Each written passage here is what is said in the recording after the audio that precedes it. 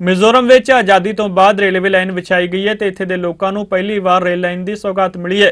ਬੈਰਵੀ ਸਰਾਂਗ ਨਵੀਂ railway line project 51 kilometre ਦਾ ਹੈ। ਮਿਜ਼ੋਰਮ ਦੇ ਇਤਿਹਾਸ ਵਿੱਚ ਇੱਕ ਮੀਲ ਪੱਥਰ ਸਾਬਤ ਹੋਇਆ ਹੈ।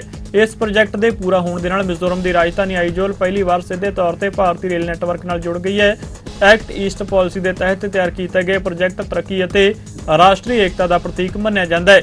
ਇਸ ਮੌਕੇ ਰੇਲਵੇ ਅਧਿਕਾਰੀਆਂ ਨੇ ਕਿਹਾ ਹੈ ਕਿ 51.38 ਕਿਲੋਮੀਟਰ ਦੇ ਇਸ ਮਹੱਤਵਕਾਂਖੀ ਪ੍ਰੋਜੈਕਟ ਵਿੱਚ ਕੁੱਲ 48 ਸੁਰੰਗਾਂ ਨੇ ਅਤੇ 153 ਪੁਲ ਸ਼ਾਮਲ ਨੇ, ਜਿਸ ਵਿੱਚ 55 ਵੱਡੇ ਪੁਲ ਨੇ। ਇਹ ਪ੍ਰੋਜੈਕਟ 4 ਪੜਾਵਾਂ ਦੇ ਵਿੱਚ ਪੂਰਾ ਹੋਇਆ ਸੀ ਅਤੇ ਜੂਨ 2025 ਵਿੱਚ CRS ਦੀ ਪ੍ਰਵਾਨਗੀ ਮਿਲ ਗਈ ਸੀ, ਜਿਸ ਨਾਲ ਕਾਰਜਸ਼ੀਲਤਾ ਦਾ ਪੱਧਰਾ ਹੋਇਆ ਸੀ।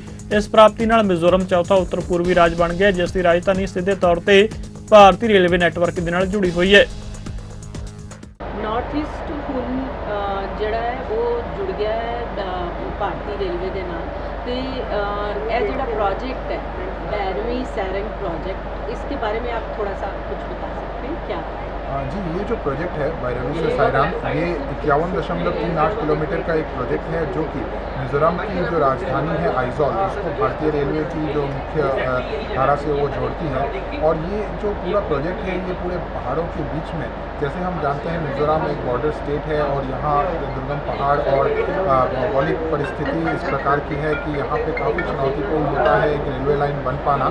और लेकिन इन तमाम मुश्किलों के बावजूद भी यहाँ पे ये अब रेलवे लाइन पूरा बन के तैयार हो चुका है, जिसमें कि 48 सुरंगें हैं, 55 बड़े पुल हैं, 87 छोटे पुल हैं और साथ में 5 रेलवे स्टेशन हैं जो कि बैरवी और सायराम के अलावा औरतोकी, मुआलखान और कानपुर। और इस प्रोजेक्ट के आने से जो मिजोरम के लोग हैं उनके लिए ये बहुत अच्छा सुविधा हो जाएगी कि आइजॉल से लेके देश के किसी भी भाग में वो जा पाएंगे एक बहुत ही सुरक्षित तरीके से, कंफर्टेबल तरीके से और कॉस्ट इफेक्टिव तरीके से। क्योंकि अगर हम देखें तो अगर आइजॉल से गुवाहाटी जाना हो तो पहले जैसे अगर रोड से जाना होता था तो 18 घंटे लगते थे, पैसे भी बहुत लगते थे और यात्रा भी काफ़ी मुश्किल होती थी, क्योंकि पहाड़ों के बीच से होते हुए रास्ते वहाँ पे कई बार लैंडस्लाइड के कारण रास्ते बंद भी हो जाते हैं। जबकि अब ये रेलवे आने से मात्र 420 रुपये का टिकट लगभग होगा, जो कि स्लीपर क्लास की टिकट है और उसमें बहुत आसानी से ये रेल में सफ़र कर पाएंगे बहुत कम समय में, जो कि 12 घंटे के अंदर अंदर गुवाहाटी भी पहुँच जाएंगे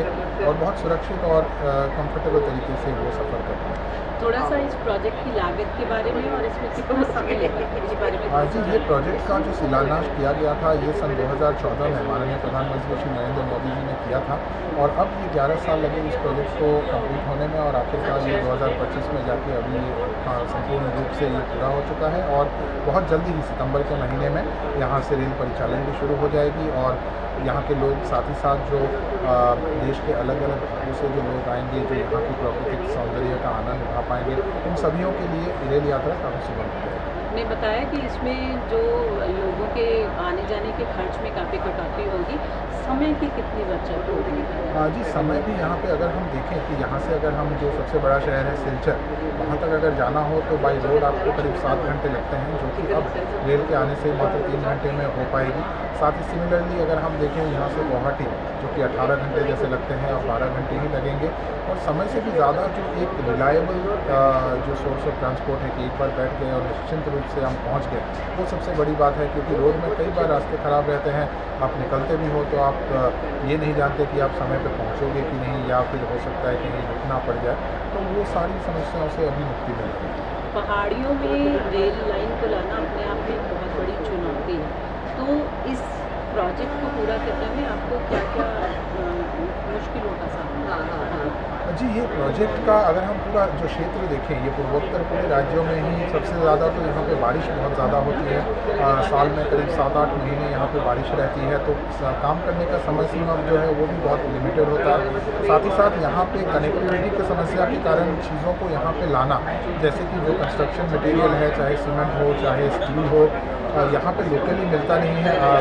देश के अलग राज्यों से इनको लाना पड़ता है, झारखंड, पश्चिम बंगाल, असम जैसे राज्यों से ये सारा सामान आता है। साथ में यहाँ काम करने वाले जो मजदूर हैं वो भी अलग अलग राज्यों से आके यहाँ पे काम किए हैं। तो ये जो मुश्किलें हैं, इनके बावजूद भी ये काम एक निर्धारित समय सीमा में पूरा किया गया है और आखिर अब ये जो एक इंजीनियरिंग मार्वल है वो पूरी तरह से तैयार हो गया है। असम, अरुणाचल प्रदेश, त्रिपुरा के बाद मिजोरम चौथा स्टेट है, नॉर्थ ईस्ट स्टेट है जो रेल के माध्यम से जुड़ रहा है। इसके अलावा जो बाकी नॉर्थ ईस्ट स्टेट्स हैं उनकी क्या पोजीशन है, उनके बारे में थोड़ा सा जी, ये पूरा का पूरा नॉर्थ ईस्ट के जो राजधानी है सदियों को रेल मार्ग से जोड़ने के लिए ये जो एक हमारा योजना है कि north east capital connectivity project, जो कि माननीय प्रधानमंत्री जी जब 2014 में आए थे तभी ये उनका फोकस रहा था कि जो लुक ईस्ट है उसको एक्ट ईस्ट में परिणत किया जाए और ये सारे रेल के काम को गति दिया जाए, बहुत जितने कम समय में हो सके इसको पूरा किया जाए।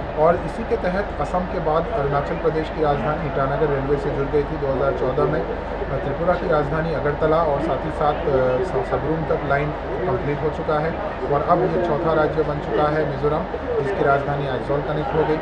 आगे अभी नागालैंड और मणिपुर में भी काम तेज़ी से चल रहा है। मणिपुर का राजधानी इम्फाल 2028 तक रेलवे मार्ग से जुड़ने का हम लोगों की कोशिश है और नागालैंड में भी कोहिमा तक 2029 तक रेलवे लाइन का काम संपूर्ण हो जाएगा।